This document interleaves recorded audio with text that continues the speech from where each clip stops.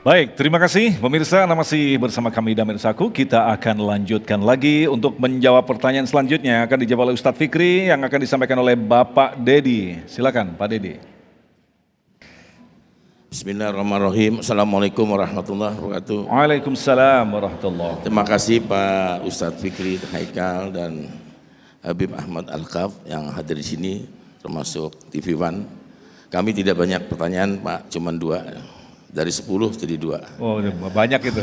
Yang pertama, kita melihat bahwa masyarakat kita di Cianjur, di mana-mana, semua kan banyak masyarakat yang sudah beriman, Muslim, banyak pesantren dan apa.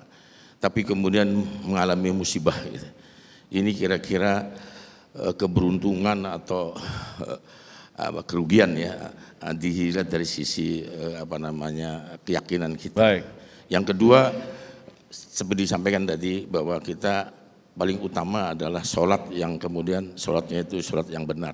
Artinya sholat yang khusyuk. Kami di sini sebagai jamaah ingin belajar sholat yang khusyuk itu kayak apa sih? Karena baru aja Allahu Akbar, pikiran udah kemana-mana, persoalan kemana-mana.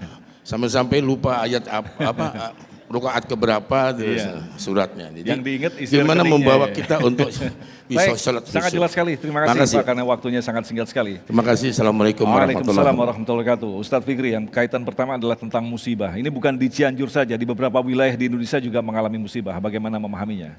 Bapak Ibu saudara-saudara, memang akhir-akhir ini negara tercinta sedang dirundung dengan air mata bencana. Datang silih berganti. Cianjur bahkan beberapa hari lalu kita juga berasa di sekitar Jabodetabek gempa yang menurut BMKG berada di sekitar Pelabuhan Ratu Sukabumi.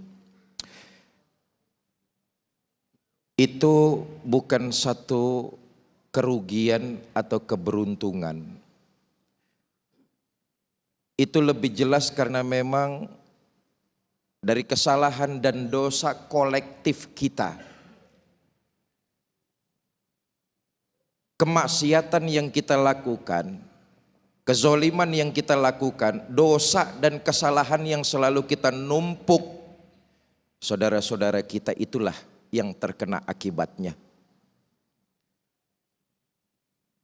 Makanya ada anekdot orang Jakarta lebih sering ngabisin weekend di puncak. Tapi kalau hujan, Jakarta yang kelelep dan kebanjiran.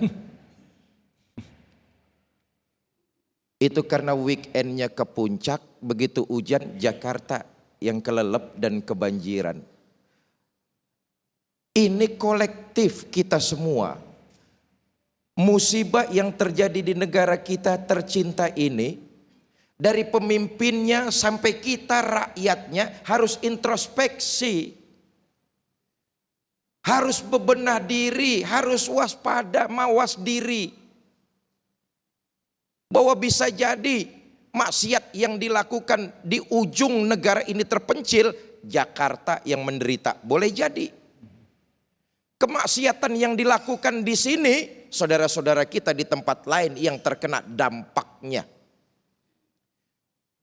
Karena itu semua karena perbuatan dan ulah kita sendiri. Maksiat, dosa, pelanggaran terhadap perintah Allah. Yang disuruh oleh Allah kita mendekat. Yang disuruh oleh Allah kita menjauhi larangannya. Ini kita balik. Larangannya kita senangi, perintahnya malah kita jauhi. Yang kedua menyangkut soal Salat khusyuk. Salat khusyuk Ya. Pak Dery. Imam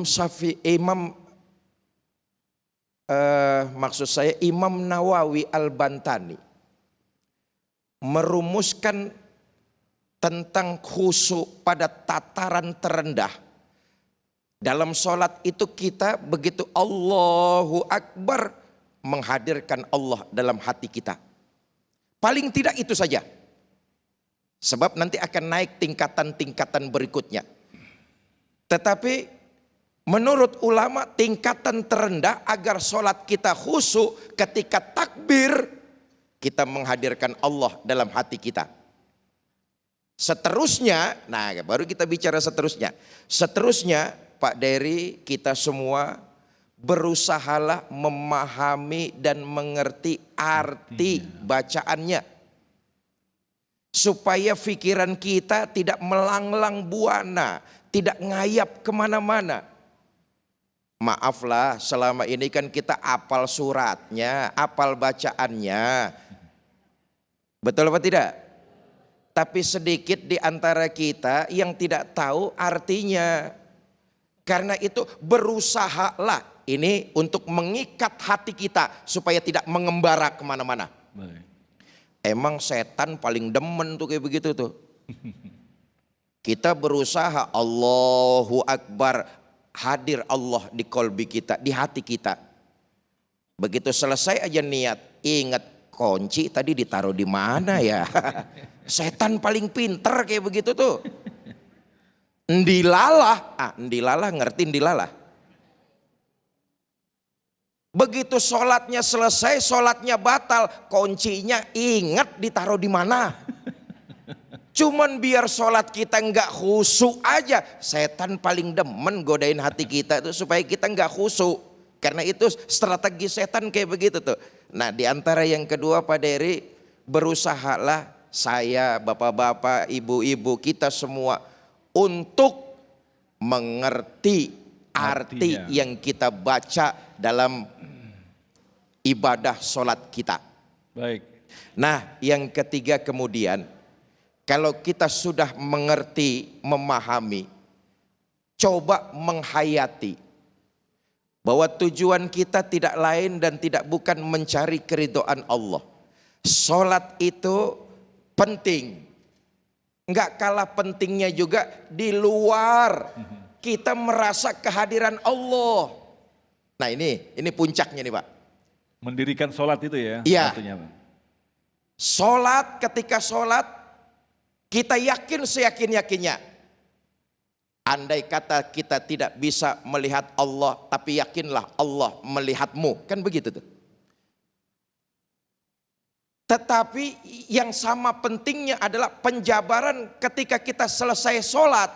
Kita merasakan kehadiran Allah dekat dalam hidup kita. Apa yang kita ucapkan, apa yang kita perbuat, apa yang kita lakukan akan kita pertanggungjawabkan di hadapan Allah Subhanahu wa taala. Itu Habibana tadi katakan tuh. Jadi ketika sholat kita merasakan kehadiran Allah, di luar sholat kita tetap bisa merasakan kehadiran Allah. Kalau itu yang tersemayam, itu yang berhasil, sholat kita komunikasi dengan Allah baik, keluar kita menjadi muslim yang paripurna. Kenapa? Karena kita dimanapun berada, kemanapun pergi, kita merasa Allah mengawasi kita. Allah a'lam bishawab. Nah Habibana, mungkin sebelum kita lanjutkan lagi pertanyaan selanjutnya, kalau kita kembangkan, artinya ketika kita melaksanakan sholat, ya kan, kemudian ada gangguan setan di sana. Nah ini kan selalu terjadi proses seperti ini Habib.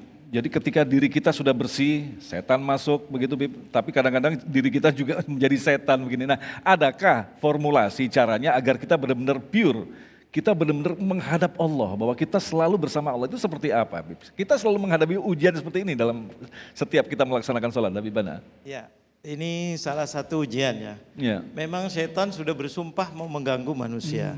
Dimanapun berada. Bahkan bukan orang Islam pun diganggu oleh setan. Betul. Banyak yang jahat-jahat dari orang muslim, juga dari orang non-muslim. Sama setan paling dendam sama manusia. Ketika masuk sholat diganggu, nggak apa-apa. Memang setan mau masuk ke situ. Tapi yang penting tadi katakan, hadirkan Allah di dadanya.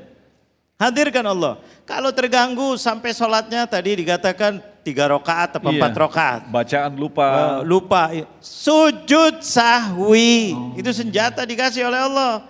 Suruh sujud sahwi. Apa sih? Itu berarti lawan setan. Sujudnya yang kedua itu yang terakhir sebelum salam namanya sujud sahwi untuk apa? Saya melawan setan. Walaupun diganggu, saya berpihak dengan Allah. Setan aku sujud. Kenapa sujud? Setan paling sakit kalau melihat orang sujud. Karena dia diusir dari sorga, dosanya satu. Karena apa?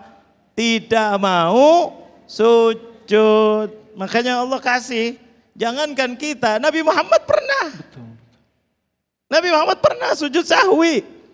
Ketika ditanya sahabatnya, apakah ini sholatnya dikosor apa enggak ya Rasulullah?